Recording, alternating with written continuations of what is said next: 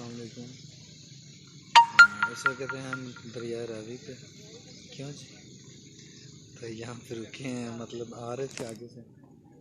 तो यहाँ दरिया रावी की मछली खाने लगे।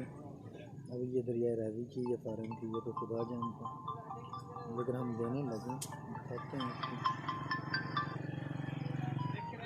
आपको माहौल दिखाते।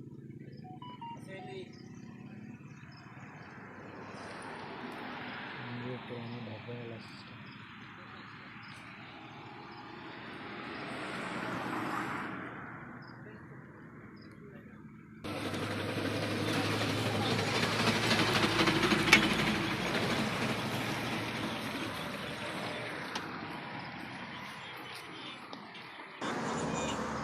हमारे गए थे यार किसी बिज़नेस के मामले में तांदले लाहौर फैसलाबाद की तरफ। वापसी पे मैंने कहा चलो आज दरिया रावी की मछली खाते हैं। अब देखते हैं ये सच में दरिया रावी है या नहीं, मतलब मछली। बाकी बैठे थे हम दरिया रावी पे, तो ये वो पुराना माहौल, बड़ा प्यारा नज़ारा।